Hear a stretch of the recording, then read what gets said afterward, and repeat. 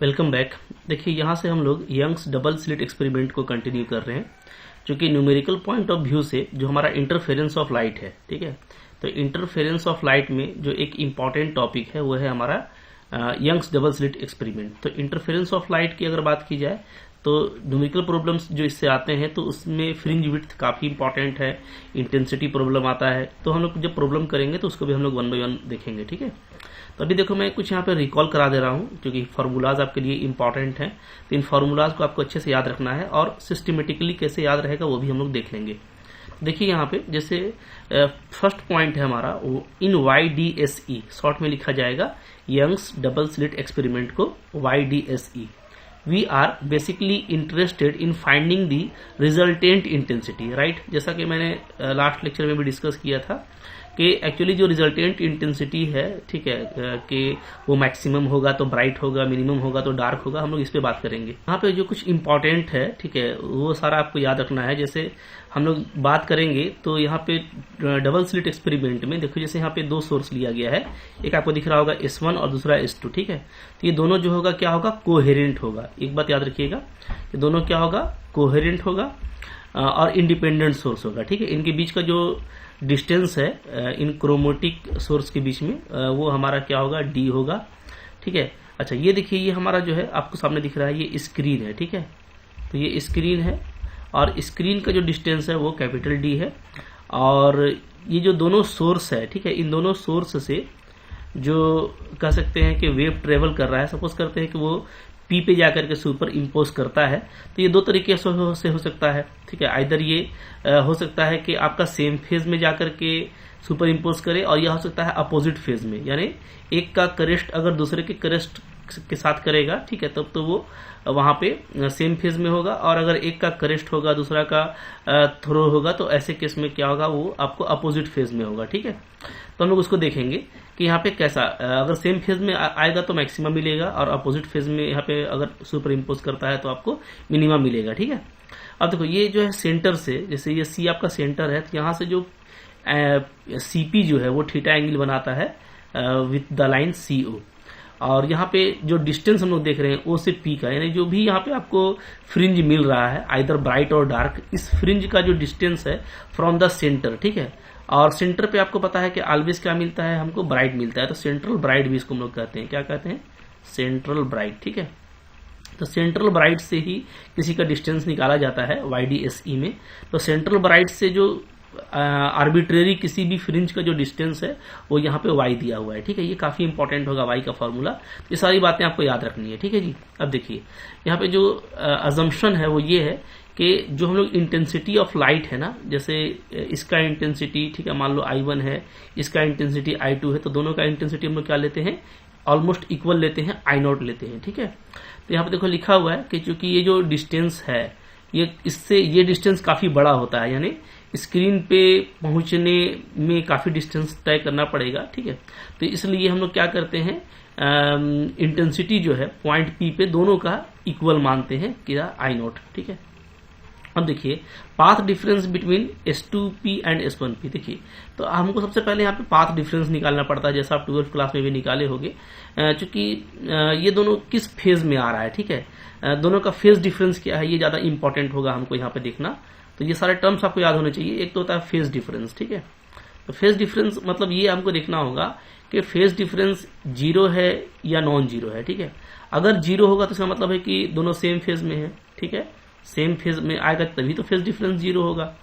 और अगर कुछ फेज मिलता है तो वहां पे हमको उसका जो फेज डिफरेंस है वो नॉन जीरो होगा। ठीक है जी, तो ये हमको देखना है। तो फेज डिफरेंस निकालने के लिए जो इसका फॉर्मूला होता है वो क्या होता है, वो होता है 2π/λ इंटू पाथ डिफरेंस। ठीक है, तो ऐसे में इंपॉर्टेंट ये हो जाता है कि पाथ डिफरेंस, ठीक है, कि जहां पे भी सुपर इम्पोज कर रहा है वहां पे पहले हम ये देख लें कि पाथ डिफरेंस क्या है। ठीक है, ताकि हम ये पता कर सकें कि फेज डिफरेंस हमको वहां पे क्या मिलेगा। ठीक है, तो अब देखिए पाथ डिफरेंस यहाँ पे कैसे निकालेंगे, तो काफी सिंपल होगा। ये फिगर आपको अच्छे से देखना है। ठीक है, तो यहीं से आपका काम होगा। ओके, तो देखिए पाथ डिफरेंस जैसा कि इसका नाम से ही क्लियर है कि हमको ये देखना है ना कि S1 से लेके P तक और S2 से लेके P तक दोनों जो डिस्टेंस ट्रेवल हो रहा है तो उसमें कितना पाथ का डिफरेंस है। ठीक है, तो इसको एक सिंपल टेक्निक से निकाला जाता है। वो टेक्निक ये है कि आप क्या कीजिए, जैसे मान लो आप पढ़ते थे क्लास 10th में भी, ठीक है, तो आप बोलते थे कि जैसे मान लीजिए ये है और ये है, तो इन दोनों को अगर इक्वल करना है तो हम लोग क्या करते थे, यहाँ से एक डाल देते थे परपेंडिकुलर, ठीक है जी। तो चूंकि ये एंगल काफी छोटा होता है ऑप्टिक्स में, आपको पता है, वेरी स्मॉल एंगल पे हम लोग बस दिखाने के लिए ये एंगल देते हैं, ठीक है। तो अगर ये बहुत स्मॉल एंगल है तो ऐसे केस में क्या होता है, ये दोनों आपका इक्वल हो जाता है, अगर ये बहुत ही स्मॉलर एंगल है तो, ठीक है। क्योंकि अगर बहुत स्मॉलर है, अगर 10 to 0 है, तो हम लोग कह सकते हैं कि एक ट्रायंगल में पूरा 180 डिग्री बनता है, तो ये भी 90 होगा, तो ये भी 90 होगा। बात फॉलो कर रहे हैं ना, ठीक है। तो इसको बोलते थे हम लोग कि कोई ना कोई आर्क लेंथ लेकर के कट कर दीजिए, ठीक है। तो वही यहाँ पे भी वही काम करेंगे हम लोग। क्या करेंगे, सिंपली यहाँ पे S1 से एक परपेंडिकुलर डाल देंगे, ठीक है। देखो जैसे मान लो मैंने एक परपेंडिकुलर डाल दिया यहाँ पे इस तरफ से, ठीक है, S2 पे। तो अब जो S1 से लेके P तक का जो डिस्टेंस है, और ये जो भी पॉइंट है, मान लो ये मेरा M है, तो M से लेकर के जो डिस्टेंस है वो इक्वल हो गया। यानी मैं कह सकता हूं, ऐसा दिखता भी है कि S1P इक्वल टू क्या हो गया, अब आपका MP हो गया, ठीक है। यानी ये पाथ और ये पाथ इक्वल है, तो जो भी डिफरेंस है वो क्या है, वो है हमारा यहाँ पे S2M। ऐसा कह सकते हैं कि जो भी डिफरेंस है वो क्या है, वो है S2M। तो इस S2M को मैं बोलूंगा क्या, डेल्टा X, ठीक है, यानी पाथ डिफरेंस। ओके, तो अब ये पाथ डिफरेंस कैसे निकालेंगे, तो देखिए काफी सिंपल है, क्योंकि ये बहुत स्मॉल एंगल है। अब बात समझिएगा ना, अगर ये काफी स्मॉल एंगल है, ठीक है, तो ये भी हम 90 डिग्री ले सकते हैं, ठीक है। अब देखो इसको थोड़ा सा मैं बड़ा फिगर करके दिखाता हूं, आपको काफी इजीली समझ में आ जाएगा। तो देखो यहाँ पे मैं इसको ऐसे ले लेता हूँ, ये जो ट्रायंगल है ना, ये इसको आप ऐसे समझिए, ठीक है। ये हो गया हमारा और ये हो गया मेरा इस तरह से, थोड़ा सा इसको मैं बड़ा करके समझा रहा हूँ। ये देखो, ये मेरा S1 है, ये मेरा S2 है और ये है मेरा M, ठीक है। तो ये मेरा डेल्टा X है, S2M। तो अब देखिए यहाँ पे ये जो सेंटर है आपका, सेंटर से यहाँ पे इस तरह से ये एंगल बना हुआ है, ये है आपका थीटा, ठीक है जी। इसको मैं ऐसे लाइन कर देता हूँ हॉरिजॉन्टल, देखो ये थीटा है। तो अब देखो यहाँ पे चूंकि बात ये हो रही है कि काफी छोटा एंगल है, ओके, तो ये चूंकि यहाँ पे आपने एक परपेंडिकुलर डाला हुआ है, तो मैंने जैसा कहा था कि ये यहाँ पे भी परपेंडिकुलर होगा, ठीक है, ये भी परपेंडिकुलर है। तो ये समझ लीजिए आपके ये भी जो है ना, ये भी आपका परपेंडिकुलर ही है, ये वाला ये एंगल, ठीक है जी। अगर ये एंगल भी परपेंडिकुलर है, ये मेरा थीटा था, तो अब आप देखोगे ये कितना हो जाएगा, तो ये आपका हो जाएगा 90 माइनस थीटा। और अगर ये 90 माइनस थीटा है तो ये एंगल क्या हो जाएगा, थीटा। तो स्मॉल एंगल के केस में डेफिनेटली क्या होगा, ये जो एंगल होगा मेरा, ये भी थीटा हो जाएगा, ठीक है जी। अब ये अगर थीटा है एंगल, तो मैं आसानी से कह सकता हूं कि इसका वैल्यू क्या होगा, क्योंकि ये d है। तो अगर मैं ये ट्रायंगल लगा लूं, क्योंकि ये मेरा स्मॉल d दिया हुआ है, ठीक है, तो मैं कहूंगा क्या कि साइन थीटा इक्वल टू क्या होगा, तो परपेंडिकुलर बाई हाइपोटेनियस। तो हाइपोटेनियस आपका ये है d है, ठीक है, क्योंकि ये तो हमारा परपेंडिकुलर है, देख पा रहे हैं आप। ओके, अच्छे से फिगर को देखिएगा तो यहाँ पे आपका जो डेल्टा X है वो क्या आ जाएगा, वो आ जाएगा मेरा d साइन थीटा सिंपली। तो स्मॉल एंगल के लिए d साइन थीटा होगा, ठीक है। और फर्दर मैं इसको क्या लिख सकता हूँ, d tan थीटा लिख सकता हूँ, ठीक है। क्योंकि आपको पता है कि मैथ में क्या होता है, अगर थीटा आपका वेरी स्मॉल है, थीटा इज वेरी स्मॉल, अगर थीटा मेरा वेरी स्मॉल है तो उसमें क्या होता है, जो साइन थीटा है, ठीक है, वो tan थीटा के इक्वल लिख सकते हैं, और ये दोनों आपका सिंपली थीटा के इक्वल होता है। तो अब tan थीटा का वैल्यू हम लोग निकाल सकते हैं यहाँ से, ये ट्रायंगल CPO लेकर के, ठीक है। ट्रायंगल CPO को देखिएगा तो आपका tan थीटा क्या आ जाएगा, तो tan थीटा होता है again perpendicular by base, means y by capital D, ठीक है। ये लेंथ आपका y है, ये आपका कैपिटल D है। तो ये अब इसको मैं यहाँ पे अगर आके अगर पुट कर दूं तो क्या आ जाएगा, तो वैल्यू आ जाएगा d, tan थीटा का वैल्यू आ गया y बाई कैपिटल D, ठीक है। तो हमको सिंपली बहुत जल्दी जो है आपको फेज डिफरेंस मिल जाएगा। और ये सारी बातें आपको याद रखनी है। फेज डिफरेंस हमको क्या मिल रहा है, तो ये हमको मिल रहा है delta X equal to D Y by capital D। अब यहाँ पे स्मॉल d क्या है, तो दोनों जो मेरा सोर्स है उनके बीच का डिस्टेंस है। कैपिटल D क्या है, तो ये जो सोर्स है, ठीक है, और जो आपका स्क्रीन है उसके बीच का गैप है। और y क्या है, तो y किसी आर्बिट्रेरी जो है फ्रिंज का कह सकते हैं कि हाइट है, कहां से, सेंट्रल ब्राइट से, ठीक है।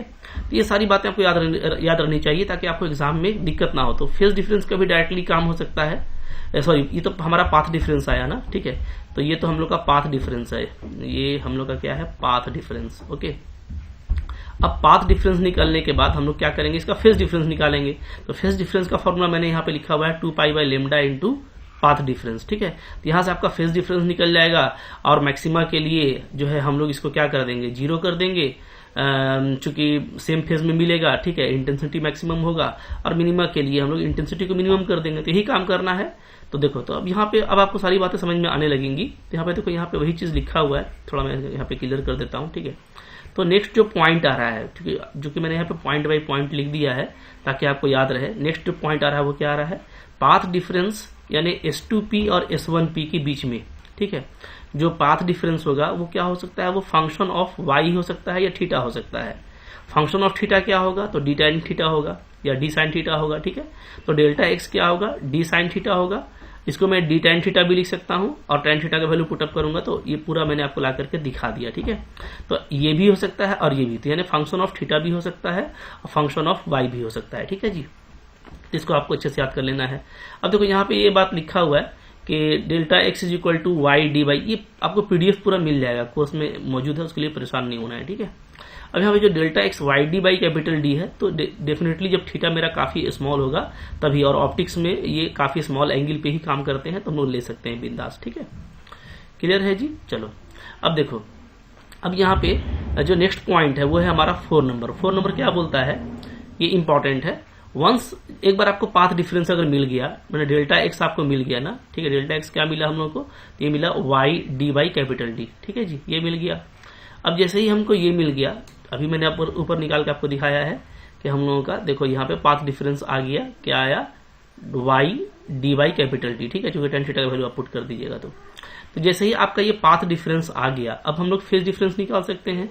फेज डिफरेंस का फॉर्मूला क्या होता है, तो ये होता है 2 pi by lambda into path difference. तो पाथ डिफरेंस डेल्टा एक्स है, ठीक है, ये वैल्यू पुटअप कर देंगे यहाँ पे। तो देखो ये फॉर्मूला हो गया। अब यहाँ पे जैसे ही वैल्यू को पुटअप करेंगे तो हमारा आ जाएगा delta phi equal to 2 pi by lambda into Y D by capital D, ठीक है जी। चलिए अब देखिए, नेक्स्ट जो है कि दो कोहेरेंट सोर्स के लिए जो रिजल्टेंट इंटेंसिटी होता है ना, जैसे मान लो आपका एक था S1, एक था X2। सपोज करते हैं कि S1 से जो मेरा वेव निकल रहा है उसका इंटेंसिटी I1 है, और जो S2 से निकल रहा है उसका इंटेंसिटी क्या है, I2 है, ठीक है। अगर I1 और I2 इंटेंसिटी दिया हुआ है तो जो सुपर इम्पोज करेगा एक जगह जाकर के, ठीक है, तो वहां पे आपको रिजल्टेंट इंटेंसिटी क्या मिलेगा, उसका फॉर्मूला देखिए ये होता है, I is equal to I1 plus I2 plus 2 root I1 I2 cos phi, जहां फाई क्या है, फाई आपका जो है आपका वो फेज है, ठीक है। यहाँ पे हम लोग इसको फेज डिफरेंस लेंगे। फेज डिफरेंस है किसका, I1 और I2 का, ठीक है। तो आपको सारी बातें पता रहनी चाहिए। अब यहाँ पे जो केस है वहां पे क्या है, हम लोग यहाँ पे I1 और I2 दोनों को सेम इंटेंसिटी लिए हैं I0 का। तो उस केस में जब आप I1 को I0 और I2 को भी I0 पुटअप कर दीजिएगा तो आपका क्या आ जाएगा, तो यहाँ पे देखो I0 का स्क्वायर रूट से बाहर आ जाएगा, तो ये आपका हो जाएगा 2I0, और इधर आपका हो जाएगा 2I0, ठीक है। तो इसको मैं लिख देता हूं, तो आपका क्या आ जाएगा, I इज इक्वल टू आ जाएगा 2I0 plus 2I0 cos phi, ठीक है जी। अब यहाँ पे हम लोग अगर 2I0 को कॉमन ले लें तो अंदर आ जाता है 1 प्लस कॉस फाई, ठीक है। और 1 प्लस कॉस फाई क्या होता है, तो ये एक मैथमेटिकल फॉर्मूला है, ट्राइगोनोमेट्री का फेमस फॉर्मूला। ये हो जाता है हमारा 2 कॉस स्क्वायर फाई बाई 2, ठीक है। फाइनली आपका आ जा रहा है 4I0 cos square phi by 2, ठीक है। चलो ये यहाँ पे देखो, यहाँ पे आ गया, ये हमारा आ गया फाइनल एक्सप्रेशन, मैथमेटिकल एक्सप्रेशन, ठीक है, इंटेंसिटी का, अगर दोनों का हम इक्वल इंटेंसिटी लेते हैं। तो ये सारी देखिए इंपॉर्टेंट चीजें हैं जो आपको यहाँ पे मैं रिकॉल कर रहा हूँ, आप इसको देख लीजिएगा, ठीक है। चलो अब देखो, अगर हम लोग ये करें कि अगर हम लोग बात करें कि जो सुपर इम्पोज हो रहा है वहां पे हमको इंटेंसिटी क्या है, मैक्सिमम मिलता है। तो मैक्सिमम कैसे मिलेगा, देखिए यहाँ पर 4I0 एक कांस्टेंट वैल्यू है, तो कॉस स्क्वायर फाई बाई 2 पे डिपेंड करेगा किसका वैल्यू क्या है। और हमको पता है कि जो कॉस का स्क्वायर का वैल्यू है वो ऑलवेज लेस देन क्या होता है, 1 होता है, ठीक है। मतलब कॉस स्क्वायर थीटा का वैल्यू क्या होता है, हमेशा 1 से छोटा होता है, इसलिए कि कॉस थीटा का वैल्यू -1 से 1 के बीच में होता है, ठीक है। तो इसका वैल्यू, तो इसका जो मैक्सिमम वैल्यू है कह सकते हैं वो क्या है, वो है 1, ठीक है। तो अगर मेरे को इसको मैक्सिमम करना है तो सिंपली मैं इसको 1 ले सकता हूं, स्क्वायर को 1 लेने का मतलब ये होगा कि कॉस फाई या तो +1 होगा या तो -1 होगा, ठीक है, क्योंकि दोनों ही केस में क्या होगा, इसका स्क्वायर 1 आ जाएगा। अब यहां से देखो, अगर 1 लेते हैं या -1 लेते हैं तो 5/2 मेरा क्या होगा, n पाई होगा, राइट।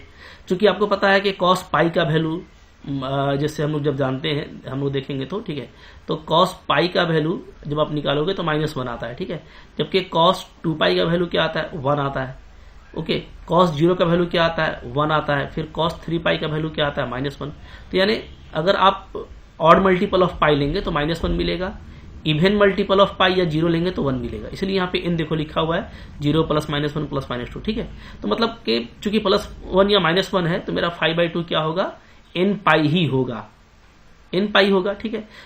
इवन पाई अगर होगा तो 1 होगा, ऑड पाई होगा तो -1 होगा। सो नो प्रॉब्लम, ठीक है। तो यहाँ से आपका फाई क्या आ गया, 2n पाई। तो ये आपको याद रखना है, काफी इंपॉर्टेंट है, वेरी इंपॉर्टेंट, कि अगर आपको मैक्सिमा चाहिए, इंटेंसिटी अगर आपको मैक्सिमम चाहिए, जो फेज डिफरेंस है वो 2n पाई होना चाहिए। इसको और अच्छे से बोलें तो ऐसा हम बोल सकते हैं कि फेज डिफरेंस क्या होता है, तो 2 pi by lambda into path difference. ये जो वैल्यू है ये मेरा 2n पाई होना चाहिए।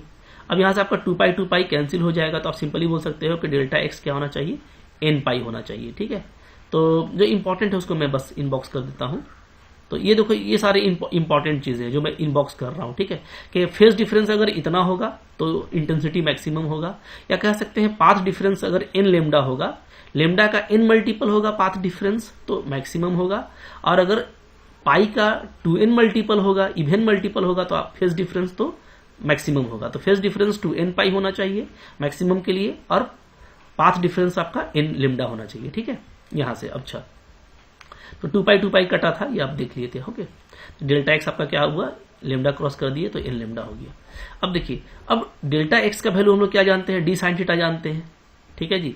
तो अगर डी साइन थीटा, तो इसका मतलब ये हुआ कि D sine theta n lambda होना चाहिए, और साइन थीटा का वैल्यू अगर आप पुट कर दीजिएगा, चूंकि ये tan थीटा हो जाता है, हम लोग देखे थे, तो यानी Y D by capital D, ये n लेमडा होना चाहिए। तो यहां से y का वैल्यू आ जा रहा है n lambda D by D, ठीक है। तो जो सबसे ज्यादा इंपॉर्टेंट है ना, वो ये था, चूंकि हमको आर्बिट्रेरी किसी फ्रिंज का डिस्टेंस निकालना था सेंट्रल ब्राइट से। तो यहाँ पे जो y डिस्टेंस आया है वो क्या आया है, वो आया है n lambda capital D by small D, याद रखिएगा, ठीक है। ये बहुत ही इंपॉर्टेंट है, वेरी इंपॉर्टेंट, यहाँ पे याद रखिएगा। और ये किसके लिए आया है, फॉर मैक्सिमा। मैक्सिमा का मतलब कि इंटेंसिटी जब मेरा मैक्सिमम होगा तो आर्बिट्रेरी पोजीशन पर जो फ्रिंज होगा, ठीक है, उसका डिस्टेंस सेंट्रल ब्राइट से इतना होगा, n lambda capital D by small D, ठीक है। कैपिटल डी सोर्सेस का स्क्रीन से डिस्टेंस है, स्मॉल डी दोनों सोर्स के बीच का डिस्टेंस है, लेमडा वेवलेंथ है, और n जो है हमारा यहाँ पे n क्या होगा, 0 +, -1 + -2 ऐसे आप ले सकते हैं, ठीक है। क्लियर है। तो 0 1 2 लेंगे तो ऊपर की तरफ मिलेगा, 0 -1 -2 लेंगे तो फिर हमको नीचे की तरफ मिलने लगेगा, ठीक है। चलो, तो अब ये देखो, ये हो गया। अच्छा, अब यहाँ पे आप देखेंगे कि किसी भी केस में चूंकि हम लोग इसका वैल्यू को ले रहे हैं +, -1, ये आपका 1 आएगा, ठीक है। मैक्सिमम वैल्यू इसका 1 लेंगे तो हमारा जो मैक्सिमम इंटेंसिटी है वो 4I0 आ जाएगा, अगर हम दोनों सोर्स का इंटेंसिटी सेम I0 लेते हैं तो, ठीक है। तो ये चीजें आ गई। अब देखिए, जैसे हम लोग यहाँ पे देखें तो ऐसे इन जनरल ये फॉर्मूला याद रखना है कि क्या आ गया, यहाँ से ये देखो, हम लोग का I0 का वैल्यू क्या आ गया, I0 का वैल्यू आ गया, आप देख सकते हैं 4I0 का वैल्यू क्या आ गया, I मैक्सिमम आ गया, है ना। मतलब मैक्सिमम इंटेंसिटी क्या है, 4I0 है। तो मैं 4I0 को रिप्लेस करके यहाँ पे 4I0 को रिप्लेस करके I मैक्सिमम लिख सकता हूं। तो अब एक बहुत ही इंपॉर्टेंट फॉर्मूला बन गया, वो ये कि जो इंटेंसिटी आप निकालेंगे वो क्या होगा, वो मैक्सिमम इंटेंसिटी का cos स्क्वायर 5/2 मल्टीपल होगा, ठीक है।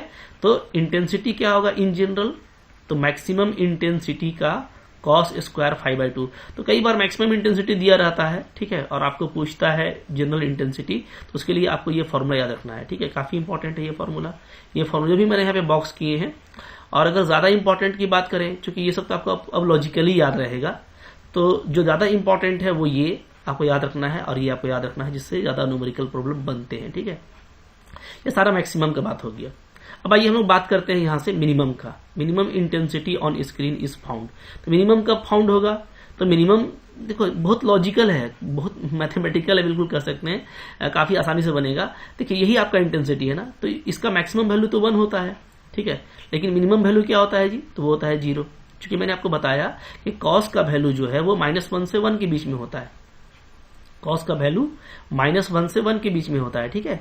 तो यहाँ पे चूंकि स्क्वायर है, तो स्क्वायर का मैक्सिमम वैल्यू क्या होता है, 1 होता है, और कह सकते हैं कि मिनिमम वैल्यू क्या होगा, 0 होगा। इसलिए कि -1 तो हो नहीं सकता, ये स्क्वायर वैल्यू है, तो या तो 0 होगा या तो पॉजिटिव होगा, तो इसका मिनिमम वैल्यू क्या होता है, 0 होता है, ठीक है। तो अगर आपको मिनिमम चाहिए तो हम क्या करेंगे, सिंपली cos 5/2 को 0 कर देंगे, अब cos 5/2 कब 0 होगा? जब मेरा 5/2 क्या हो, n-1/2 पाई हो, ठीक है। क्योंकि आपको पता है कि क्या होता है कि cos π/2 0 होता है, ठीक है, या 3π/2 0 होता है, या 5π/2, कोई भी आप π/2 का मल्टीपल लेंगे cos में तो वो 0 होता है। तो सिंपली मैं ये कह सकता हूं कि यहां से जो 5/2 होगा वो क्या होगा, वो देखिए ऊपर में ऑड मल्टीपल आ रहा है, ये भी ध्यान दीजिएगा ना। तो आप इसको ऐसे बोल सकते हो कि ये क्या होना चाहिए, ये होना चाहिए 2n-1 π/2 होना चाहिए, ये होना चाहिए, ठीक है। मतलब ऑड मल्टीपल 1 मल्टीपल 3 मल्टीपल 5, ठीक है। क्योंकि आप जब इवन मल्टीपल लेंगे 2π/2 तो 2 कट जाएगा, तो cos π तो -1 होता है। तो 0 करने के लिए आपको ओनली ऑड मल्टीपल ऑफ π/2 होना चाहिए, ठीक है। ये सब सारी बातें ट्राइगोनोमेट्री की काफी सिंपल बातें आप जानते होंगे, ठीक है। सिंपली ये कह सकते हैं कि 5/2 क्या होना चाहिए, ऑड मल्टीपल ऑफ π/2 होना चाहिए। और यहाँ पे n का वैल्यू क्या होगा, +-1 +-2 ऐसे। अब आप बोलोगे कि सर यहाँ पे 0 नहीं लिया गया n का वैल्यू, तो भाई इसलिए कि 0 पर सेंट्रल ब्राइट मिलता है। मैंने आपको बताया कि सेंटर पे हमेशा ब्राइट मिलेगा, डार्क नहीं मिलेगा, ठीक है। उसके ऊपर ब्राइट और उसके नीचे ब्राइट और डार्क मिलेगा, बट सेंटर पे हमेशा ब्राइट मिलता है, इसलिए 0 नहीं लेंगे। 0 लेंगे तो सेंटर पे चले जाएंगे, सेंटर पे आपका मैक्सिमा होता है, ब्राइट होता है, ठीक है। अभी हम लोग बात कर रहे हैं मिनिमा का, तो मिनिमा पे डार्क मिलेगा, आपको डार्क फ्रिंज मिलेगा, ठीक है। जब इंटेंसिटी मिनिमम होगा तो आपको डार्क फ्रिंज मिलेगा, इसलिए 0 नहीं लेना, ओके। तो आप इनका वैल्यू क्या लेंगे, 1 2 3 ऐसे लेंगे, या तो -1 -2 -3 ऐसे, ठीक है। ये हो गया। तो 5 मेरा ये आ जा रहा है, अगर मैं यहाँ पे 2 को कट कर दूं तो 5 मेरा ये आ जा रहा है, ठीक है। तो जो फेज डिफरेंस है वो आपका क्या आ गया, 2n-1 पाई। अब खुद से निकाल लीजिए कि पाथ डिफरेंस क्या होगा। तो पाथ डिफरेंस देखो यहाँ पे चूंकि फेज डिफरेंस का फॉर्मूला ये होता है, ये पुट अप कर दीजिएगा, ठीक है। तो हमारा डेल्टा x ये आ जा रहा है, ये हमारा हो गया क्या, ये हमारा हो गया पाथ डिफरेंस, ठीक है। ये मेरा क्या था, ये मेरा था फेज डिफरेंस, ठीक है जी। चलिए अब चलो ये आ गया। अब मैं फेज डिफरेंस को, पाथ डिफरेंस को मैं d sin थीटा लिख सकता हूँ, ठीक है, या तो YD/D लिख सकता हूँ। तो सारा रिलेशन बन सकता है, ये सारा रिलेशन आपको दिख रहा है, ठीक है। तो फाइनली जो y का वैल्यू आ रहा है आर्बिट्रेरली, y का वैल्यू क्या आ रहा है, तो y आ रहा है 2n-1 λD/2D, ठीक है जी। ये आ रहा है फॉर मिनिमा, ध्यान दीजिएगा, हाँ फॉर मिनिमा। और यहीं पे मैं याद करा दूं कि मैक्सिमा के लिए क्या आया था, तो मैक्सिमा के लिए आया था n λD/d, ये आया था, ठीक है। एकदम बिल्कुल याद रखना है, ये मैक्सिमा के लिए, मतलब अगर आपको ब्राइट मिल रहा है, अगर आप ब्राइट फ्रिंज का डिस्टेंस निकाल रहे हो सेंट्रल से, ठीक है, तो ये फॉर्मूला लगेगा। और अगर आप डार्क फ्रिंज का निकाल रहे हैं सेंट्रल ब्राइट से, तो आपको ये फॉर्मूला लगेगा, ठीक है। तो अभी जो ये चीज आई थी ना, इसको आपको काफी इंपॉर्टेंटली याद रखना है, ठीक है। तो यहाँ पे चलो अब मैं शॉर्ट में बता देता हूँ कि यहाँ पे आप n रखना, पॉजिटिव ही वाला रखेंगे काम कर जाएगा, 1 2 3, ठीक है। और यहाँ पे आप n का मान रखना 0 से 0 1 2 3, ओके। क्योंकि आपको जनरली ऊपर बनेगा नीचे बनेगा ऐसा नहीं दिया रहेगा, कौन सा पोजीशन पे है, तो हम लोग ऊपर काम करेंगे तो हमारा काम हो जाएगा, ठीक है। तो डार्क वाले में याद रखिएगा ऑड मल्टीपल ऑफ λD/d, ठीक है। अच्छा, क्योंकि हम लोग ऑड मल्टीपल लिए हैं तो यहाँ पे नीचे 2 भी आया है, तो लॉजिक याद रखिएगा, ठीक है। और यहाँ पे n λD/d, तो दोनों में क्या है, यहाँ पे n मल्टीपल है λD/d का, और यहाँ पे 2n-1 और नीचे में एक 2 भी है, ठीक है। तो ये बिल्कुल लॉजिकली याद रखना है कि डार्क फ्रिंज के लिए हमको जो है हाइट क्या लेना है, और ब्राइट फ्रिंज के लिए हमको हाइट क्या लेना है, ठीक है। तो ओवरऑल जो मिनिमम इंटेंसिटी है वो तो 0 ही होगा। तो अगर मैं बात करूं तो हमारा मैक्सिमम इंटेंसिटी क्या आया था, तो मैक्सिमम इंटेंसिटी मेरा आ गया था 4I0, ठीक है। और मिनिमम क्या आ गया, मिनिमम मेरा आ गया 0, ठीक है जी, ओके। अगर हम दोनों को सेम लेते हैं तो, और सेम नहीं लेते तो आर्बिट्ररी आपको फॉर्मूला बता दिया गया था कि I = क्या आ जाता है, तो I मैक्सिमम आएगा cos स्क्वायर 5/2 आएगा, ठीक है। ये सारा फॉर्मूला आपको याद रखना चाहिए, ओके। ये है अगर आप सेम लेते हो इंटेंसिटी को, तो ये दोनों केस है। और इन जनरल बात कर ले हम, तो ये मेरा आ जाएगा, ठीक है। क्लियर है जी।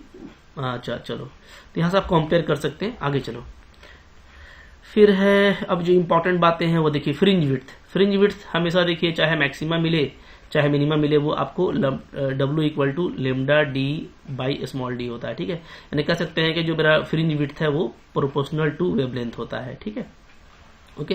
तो फ्रिंज विड्थ क्या होता है, तो 2 सक्सेसिव मैक्सिमा या मिनिमा के बीच का गैप, ठीक है। 2 सक्सेसिव, जैसे मान लो 2 यहाँ पे आपको मान लेती है मेरा सेंट्रल है, ठीक है, ये मेरा सेंट्रल ब्राइट है ये। अब उसके बाद जो मेरा फर्स्ट मिला वो यहाँ पे मिला, सेकंड मिला मेरे को यहाँ पे मिला, ठीक है। तो इन दोनों का जो गैप होगा, ये जो गैप होगा ना, ये मेरा क्या कहलाएगा, ये मेरा कहलाएगा ब्राइट फ्रिंज का गैप। ठीक है, इसको हम लोग बोलते हैं फ्रिंज विड्थ, इसी को बोलते हैं। ठीक है, अभी कैसे निकालेंगे, तो जैसे ये इसको हम लोग बोलेंगे y1, इसको हम लोग बोलेंगे y2, और हम लोग किसके लिए काम कर रहे हैं, तो मैक्सिमा के लिए काम कर रहे हैं अभी। ठीक है, तो मैं अभी समझा देता हूं। अभी मैंने आपको बताया कि y क्या होता है मैक्सिमा के लिए, तो ये होता है मेरा लेमडा। ठीक है जी, अभी ऊपर फॉर्मूला दिखे थे हम लोग, N lambda D by small D होता है। ठीक है, क्या होता है, N lambda capital D by small D, ये होता है। अगर y1 की बात करेंगे तो n का वैल्यू हम 1 रख देंगे, तो क्या आ जाएगा, लेमडा डी बाई डी आ जाएगा। ठीक है, y2 का बात करेंगे तो क्या रखेंगे, n के यहाँ पे 2 रखेंगे, तो 2 लेमडा डी बाई डी आ जाएगा। अब इन दोनों का गैप डिफरेंस निकालना है। ठीक है, चूंकि ये हाइट हमको निकालना है, तो क्या निकालेंगे, y2 माइनस y1। ठीक है, तो ये क्या हो गया आपका, ये हो गया मेरा फ्रिंज विड्थ किसका, मैक्सिमा का, यानी ब्राइट का। ठीक है, ये क्या आ जाएगा, तो दोनों को घटा दीजिएगा तो आपका आ जा रहा है लेमडा डी बाई डी, यही यहाँ पे लिखा हुआ है। ठीक है, इसी तरीके से अगर आप डार्क का देखेंगे ना, डार्क वाले में भी यही होगा। जैसे मान लो ये मेरा सेंट्रल है। ठीक है, ये मेरा सेंट्रल हो गया, ये मेरा को पहला डार्क, ये मेरा मेले को दूसरा डार्क। ठीक है, अब इसके बीच का ये डार्क फ्रिंज बन रहा है, तो ये है कैसा। ठीक है, तो अब इसका फ्रिंज विड्थ आपको देखना है, तो अब आप इसके लिए फॉर्मूला क्या लगाएंगे, तो अभी मैंने आपको बताया था 2n माइनस 1 लगाना। ठीक है, lambda capital D by 2 small D, ये ओके। अब जहां आप y को 1 लगाओगे, तो y को 1 लगाएंगे तो क्या आएगा। ठीक है, तो यहाँ पे 1 पुट करेंगे तो हमारा आ जाएगा lambda capital D by 2d। ठीक है, फिर 2 लगाएंगे तो क्या आ जाएगा, तो यहाँ पे मेरा आ जाएगा 2 2 4 3 आ जाएगा, तो 3 lambda capital D by 2d। अब दोनों का डिफरेंस निकाल लो, y2 माइनस y1। ठीक है, तो अगेन आप देखोगे तो ऊपर में 3 माइनस 1 यानी 2 लेमडा डी बाई 2d, तो ये कट गया, तो वही चीज आएगा आपको किसी भी केस में। ठीक है जी, तो फाइनली क्या कि फ्रिंज विड्थ हमारा लेमडा के प्रोपोर्शनल होता है।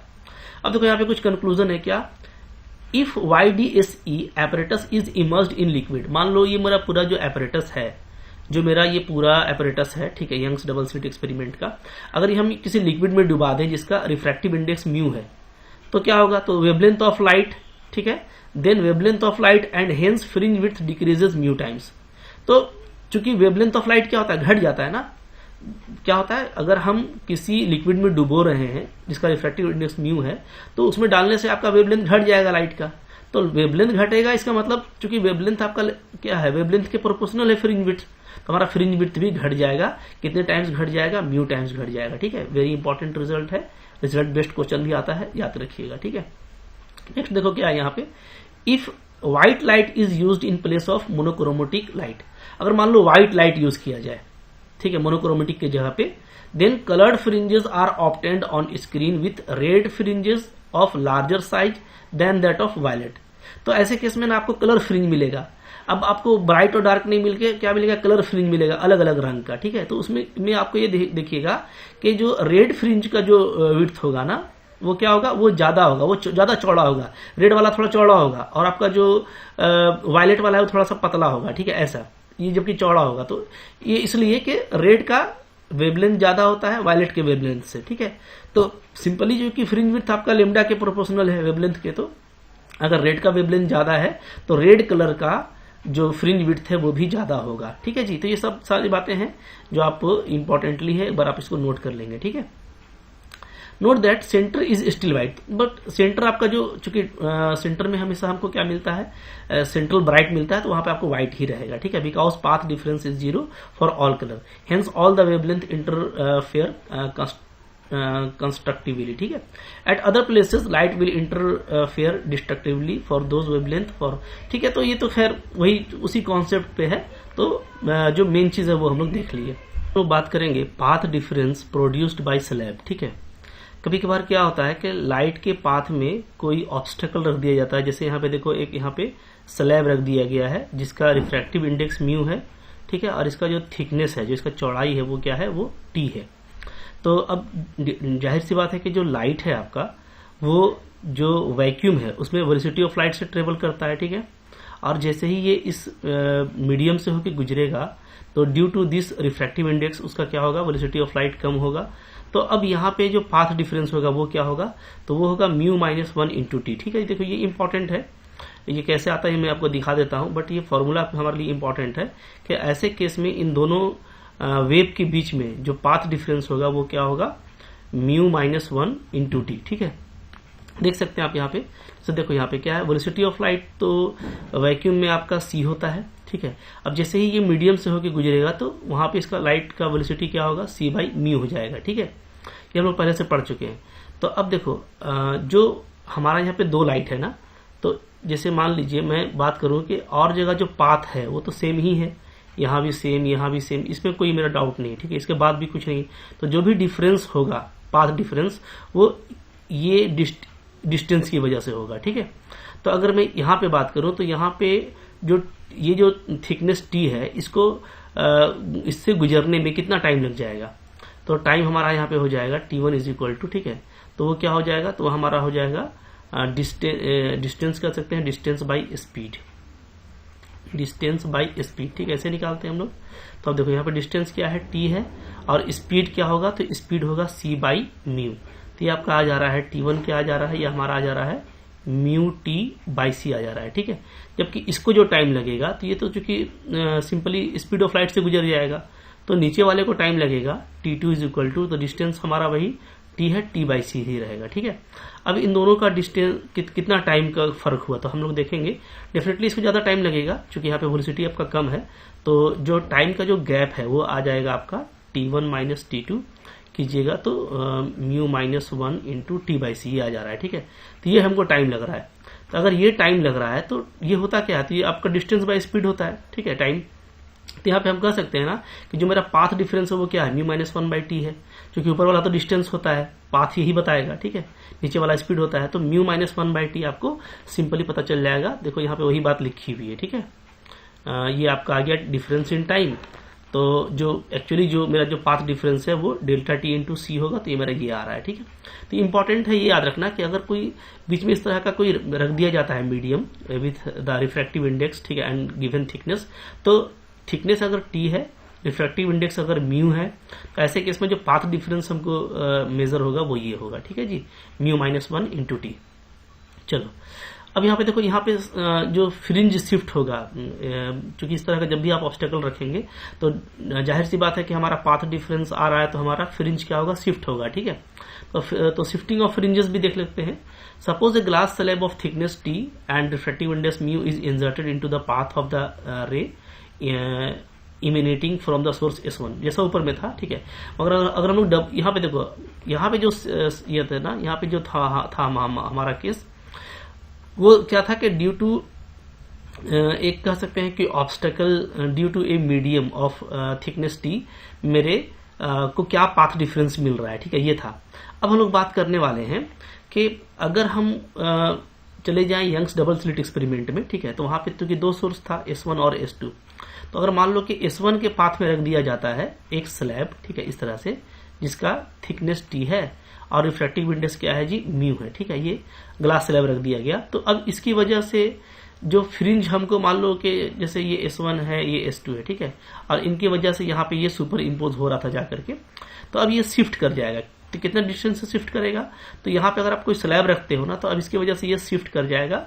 तो जो यहाँ पे मिल रहा था, अब मेरे को ये यहाँ पे मिलेगा, तो वो कितने डिस्टेंस से शिफ्ट करेगा, तो वो है mu minus 1 into T D by D. तो याद रखना काफी इजी है, जैसे भी हम लोग डेल्टा एक्स देखे थे, ऊपर में क्या आया था, म्यू माइनस 1 इंटू टी आया था।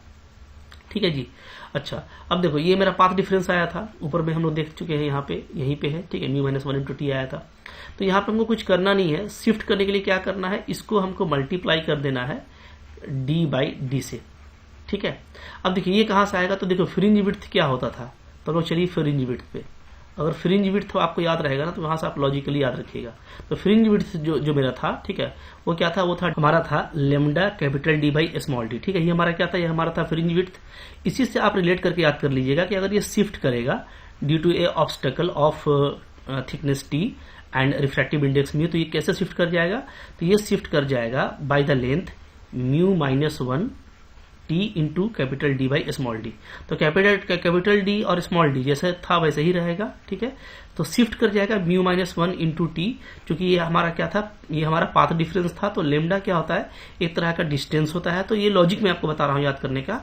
तो लेमडा के प्लेस में म्यू माइनस 1 इंटू टी रख देंगे। ठीक है, तो इस तरीके से ये इतने डिस्टेंस से ये शिफ्ट हो जाएगा फ्रिंज विड्थ पूरा। ठीक है, तो ये आपको एक इंपॉर्टेंट रिजल्ट है, इसको आपको लॉजिकली याद रखना है। ठीक है जी, चलो अब देखो यहाँ पे और भी क्या चीज़ है। अच्छा, इसको भी देखो प्रूफ किया गया है, जैसे आप यहाँ पे देख सकते हैं ना कि अब ऑब्स्टेकल यहाँ पे रख दिया गया है, ठीक है, जिसका थिकनेस क्या है, टी है, और रिफ्रैक्टिव इंडेक्स आपका म्यू है। तो इस केस में अगेन हम लोग देखेंगे तो जो मेरा पहले डेल्टा x1 मिलता था वो ये मिलता था, ठीक है, इसकी वजह से मेरे को ये मिल गया। तो टोटल जो पाथ डिफरेंस है वो क्या हो गया, तो टोटल पाथ डिफरेंस अब जो नेट निकालना है मेरे को, तो वो निकल जाएगा delta x1 minus delta x2, ठीक है। इन दोनों को माइनस कीजिएगा तो ये आ गया। अब देखिए मैक्सिमा के लिए क्या होता था, तो मैक्सिमा के लिए मेरा जो डेल्टा x है वो n लेमडा होता था, तो ये पूरा वैल्यू मेरा n लेमडा के इक्वल आएगा, ठीक है। अब यहाँ से अगर मैं y निकालता हूँ तो y निकालूंगा तो इस तरह से पैटर्न में आ जाएगा, ठीक है। तो पहले देखो ये अर्लियर जो है, पहले जो मेरा y आ रहा था फॉर द मैक्सिमा वो n lambda capital D by small d आ रहा था, और अब उसमें देखो इतना जो है बढ़ गया गैप, ठीक है, यानी कि कह सकते हैं कि वो शिफ्ट कर गया इतने डिस्टेंस से, ठीक है। तो शिफ्टिंग डिस्टेंस आपके देखिए वही है। इसी तरीके से अगर आप निकालोगे मिनिमा के लिए भी तो वो भी वही आने वाला है, देख सकते हैं हम लोग कैसे, ठीक है। तो खैर नहीं बताया गया मिनिमा के लिए, तो लाइक दैट मिनिमा के लिए भी होगा, बार बार एक ही चीज करने का जरूरत नहीं है। तो खैर आपको शिफ्ट याद रखना है कि शिफ्ट जो है वो इतने डिस्टेंस से ये कर जाएगा, ठीक है। आगे देखो, अब यहाँ पे कुछ इंपॉर्टेंट बातें हैं। Shift is independent of N, तो हम लोग जैसा देख रहे हैं कि जो शिफ्ट लेंथ है मेरा, ये जो मेरा डिस्टेंस है उसमें एन नहीं है।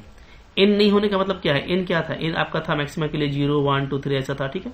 तो यानी जो ऑर्डर ऑफ फ्रिंज है, central bright, first bright, second bright, तो उस पर ये डिपेंड नहीं करता है। तो हम कह सकते हैं कि that is shift of 0 order maximum is equal to shift of 7th order maximum और shift of 5th order maximum और equal to shift of 9th order minimum, ठीक है। मतलब कि इसमें ये चीज ना सिंपल ये कि चूंकि इस ऑब्स्टेकल की वजह से अब सारा ही जो है वो इतने लेंथ से शिफ्ट कर जाएगा। ये नहीं होगा कि आपका जो सेंट्रल है वो इतने से करेगा, फर्स्ट वाला थोड़ा कम होगा, सेकंड वाला थोड़ा कम, ऐसा नहीं, सबका इक्वली शिफ्ट हो जाएगा, ठीक है। तो शिफ्ट जो है वो सारे ही इक्वली हो जाएंगे, वो ऑर्डर पे डिपेंड नहीं करेगा, सारा ही पैटर्न आपका इतने डिस्टेंस से शिफ्ट हो जाएगा, ठीक है। Number 2, shift is independent of lambda. Again देखो इसमें लेमडा नहीं है तो ये लेमडा से भी इंडिपेंडेंट है। यानी क्या, यानी अगर आप व्हाइट लाइट यूज करो या रेड कलर यूज करो तो किसी से भी जो आपको पैटर्न मिलेगा, ठीक है, तो उसमें जो शिफ्ट होगा वो भी सेम होगा। यानी रेड कलर का जो पैटर्न होगा वो सेम शिफ्ट होगा then that of violet colour, ठीक है। अच्छा, नंबर ऑफ फ्रिंजेस शिफ्टेड क्या होता है, मतलब कि कितने फ्रिंज शिफ्ट करेंगे, तो ये डिपेंड करेगा मेरा जो है शिफ्ट बाई फ्रिंज विड्थ पर डेफिनेटली, ठीक है।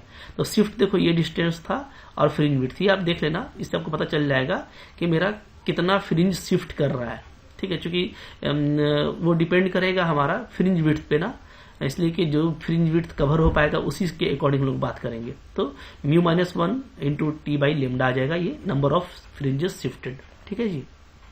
अब देखिए, तो यहाँ पे देखो लास्टली ये है, this numbers are inversely proportional to lambda, यानी जो नंबर ऑफ फ्रिंजेस शिफ्टेड है वो लेमडा के इनवर्सली प्रोपोर्शनल आ रहा है, ठीक है। This is because shift is same for all colour but fringe width of the colour having smaller value of lambda is small, ठीक है। तो ये तो बता रहा है कि शिफ्ट तो सबके लिए सेम होता है, ठीक है।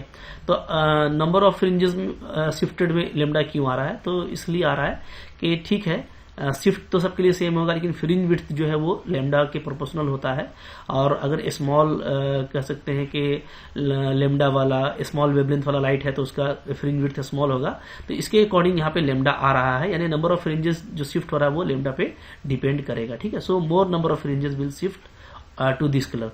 तो कह सकते हैं डेफिनेटली अगर लेमडा स्मॉलर है, ठीक है, तो अगर हम बात करें जैसे अगर व्हाइट कलर प्रोजेक्ट किया गया है और आपको पैटर्न कलर मिल रहा है रेड वायलेट, ठीक है, तो उसके केस में जो रेड वाला जो होगा, ठीक है, तो रेड वाले का अगर आप फ्रिंज निकालिएगा तो वो क्या होंगे, वो कम होंगे वायलेट वाले से, ठीक है, क्योंकि वायलेट का क्या होता है, लेमडा स्मॉलर होता है, तो जिसका लेमडा स्मॉलर होगा उसका जो नंबर ऑफ फ्रिंज शिफ्टेड है वो ज्यादा मिलेगा डेफिनेटली, क्योंकि ये लेमडा की इनवर्सली प्रोपोर्शनल है, तो लेमडा जितना स्मॉलर होगा ये वैल्यू आपको उतना ही ग्रेटर मिलने वाला है, ठीक है। चलो यही कुछ इंपॉर्टेंट नोट्स थे यहाँ पे। अब इस पे हम लोग जब क्वेश्चन करेंगे तो ज्यादा क्लैरिटी आएगा, तो नोट्स को आपको अच्छे से कर लेना है, ठीक है, रिवीजन प्रॉपर रखना है, जो मेन चीजें मैंने बताई हैं उस पर फोकस करना है, ठीक है। इसी से आपका क्वेश्चन आएगा, हम लोग करेंगे डेफिनेटली, आपको फिर वहां से कॉन्फिडेंस आ जाने वाला है। तो आई होप आपको ये समझ में आ गया, अच्छा लगा होगा, लाइक कीजिए, चैनल पर नए सब्सक्राइब कीजिए। Thank you very much.